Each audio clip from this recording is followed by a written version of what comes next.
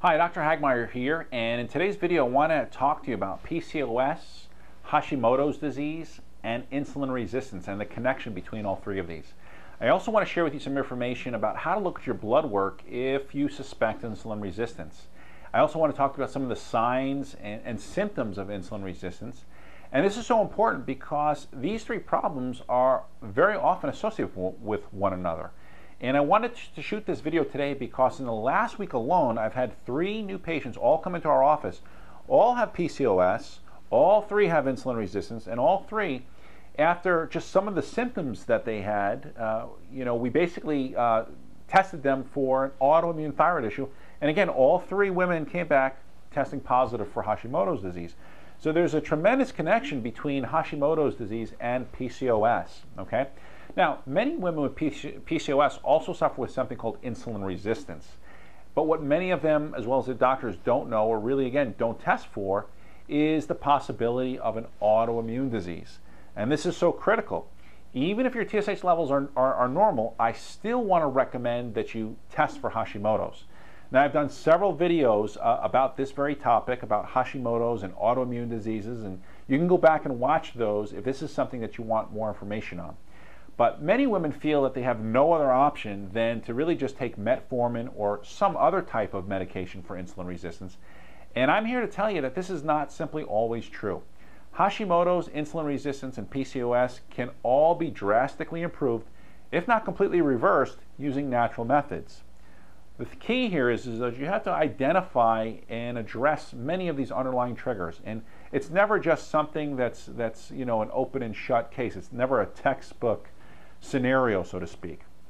So what is this insulin resistance, and most importantly, why do you need to know about it? Well, let me say that insulin resistance really occurs when your cells are no longer sensitive to the effects of insulin, which means that your pancreas is going to have to work harder and harder and harder really just to keep up with keeping your blood sugar levels stabilized. Now, insulin resistance is almost always caused by diet. It's not something that only people who are overweight struggle with. That's a big misconception. But the problem is that it often ends in diabetes. And this is why insulin resistance is often referred to as pre-diabetes, okay? It's something that if ignored will literally wreak havoc on your health and on your life. It's going to shorten your lifespan. It's going to lead to things like weight gain, but it's going to also lead to things like cancer. It's going to lead to things like type 2 diabetes. It's going to lead to fatty liver. It's going to lead to metabolic syndrome. It's going to lead to blood pressure problems. It's going to lead to infertility. It could lead to a whole host of problems. And so it's very, very important that you get your glucose levels under control and you get this insulin resistance under control as well. So glucose, let me just explain a couple of things here about glucose. Glucose is a very, very important source of energy for 2 reasons. Number one, it can get converted very quickly into energy. And when you need more fuel in your body, such as during times of work, or during times of exercise, or during times of stress, or during times of during sporting events, you need to have this glucose to fuel your cells. And we all know that energy, well, that's a major problem with virtually every single thyroid sufferer, every single blood sugar / diabetic suffers with, right? They have no energy. They're zapped. They're fatigued. They're feeling burned out. And the second reason glucose is so essential is that the brain and the nerves of your body rely on a constant, steady supply of glucose in order to function.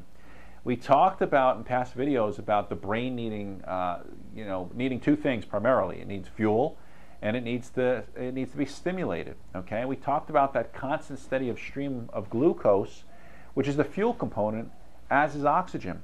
And if you deprive the body of glucose, if you deprive the body or you deprive the brain of glucose, then what you're going to do is you're going to suffer with things like brain fog. You're going to suffer with memory problems, irritability. You're going to have headaches. You're going to have focus problems. You may even suffer with things like depression, anxiety. Okay. So insulin resistance, with insulin resistance, I should say, the pancreas very often can still make insulin, but it either doesn't make enough insulin to keep up with the demand and the sugar levels, or the body is no longer listening to it, okay? And that becomes a problem. I guess the easiest way to explain insulin is if you think of insulin acting like a key, right? And this key is going to open up the door, And as you open up the door, glucose can come rushing into the cell. Well, with insulin resistance, this key doesn't work very well. It doesn't turn the lock. It doesn't open up the lock. It doesn't open up the receptors. And as a result, some of the glucose gets locked outside of the cell, and now the sugar builds up inside the body, in the blood rather. At the same time, your cells are now crying out because they need more glucose. They need to be able to make energy. And so your pancreas now just starts pumping out more and more and more insulin to try to move the glucose into the cell and open up the door. Okay? But over time, what's going to happen is the pancreas becomes exhausted, and as it fatigues, it produces less and less insulin. And when there isn't enough insulin, again, here's where your blood sugar starts to build. And this is where if you start to take your morning fasting blood sugar levels, you're going to find that your levels are over 100. And so you're either insulin resistant at this point in time, or you already are diabetic. And if you're not already diabetic, you're on the fast track for developing diabetes. You're on the fast track to developing heart disease and strokes and cancer. Now, if you have insulin resistance and PCOS, chances are you're prescribed some sort of medication. Specifically, most people are prescribed metformin, for those polycystic ovaries, those cysts on the ovaries. But as many of you already know, if you have PCOS, you know that taking this medication really doesn't fix your problem. It doesn't get to the root cause of why you have it in the first place. And with insulin resistance and blood sugar dysregulation, that is going to be extremely, extremely stressful, and not only stressful, but taxing not only on your pancreas, but also stressful on your liver. And this is the connection that I wanted to talk to you about, where we have the connection to the thyroid. And here's why. 60% of your thyroid hormone conversion, takes place in the liver. So your thyroid makes two hormones. It makes T4 and it makes T3. The vast majority of it is T4, and that T4 needs to get converted into T3. And that very conversion takes place in your liver. And so if you don't have that proper thyroid, if you don't have that proper functioning of the liver, you're not going to be able to convert thyroid hormone properly. Okay? So if you suffer with insulin resistance or PCOS, this is just one of the contributing factors for your poor thyroid function. And if this is happening, you're going to want to work with a doctor who is really going to do two things. The first thing they're going to do is they're going to order a complete thyroid workup. Not just a screening that's just going to look at TSH and T4, but you want to have a complete thyroid panel.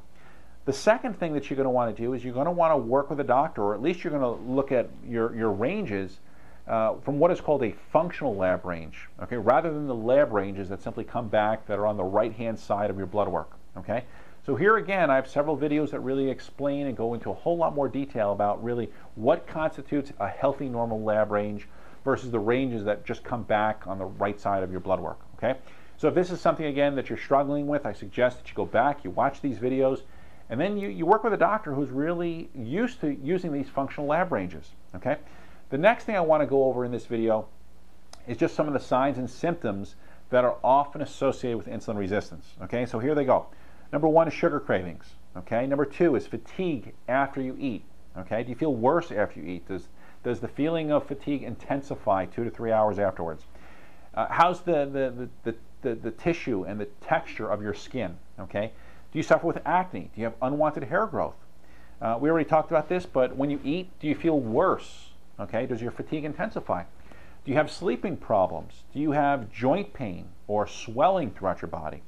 And then in the more advanced stages, the skin on the back of your neck, on your knees, on your elbows, on the back of your knuckles, and again, especially on the back of your neck, those can all become darkened, okay? So very, very important signs that you really want to look for. Now, I also want to share with you one other thing before we end this, okay? Here are 8 things that can indicate that you are most likely suffering with insulin resistance that will show up on blood work, okay? These are a couple things. 1, high cholesterol levels, high triglycerides. Bad cholesterol is high, okay? Those are your LDLs. Your good cholesterol, which is your HDLs, those are going to be low. Uric acid is going to be elevated.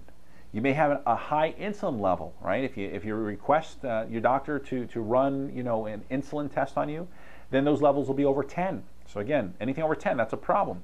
Your morning fasting blood glucose level should not be over 100. Okay, if it's over 100 but less than 127, you're most likely in that danger zone of being pre-diabetic, that zone of insulin resistance.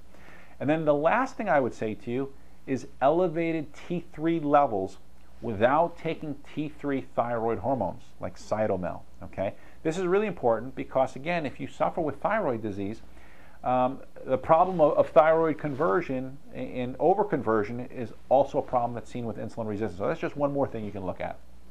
So just a couple things here to take away from today's video. Insulin resistance, PCOS, can aggravate your thyroid and might even be a warning sign that you have an autoimmune disease, okay, something called Hashimoto's disease. Insulin resistance and PCOS may be a cause of your low thyroid symptom. Insulin resistance can affect your liver, and the liver is where 60% of T4 to T3 hormone is converted. And if you have PCOS or insulin resistance for that matter, you're going to need to do some detective work in order to understand how these two problems really are contributing to your thyroid symptoms and your thyroid disease, and how they can be contributing to blood sugar dysregulation and insulin resistance. Well, I'm Dr. Hagmeyer. I hope you found this video helpful, and if you're searching for a holistic doctor to really work with, fill out the contact us form on the side of this page. We offer free phone consultations, and I would love the opportunity just to talk to you and see how we can help you and really just help you get your life back and help you get back the life that you deserve, okay? And as usual, if you enjoyed my video, please pass this on, share it on Facebook, email it to your friends, help us get this information out, okay? Take care.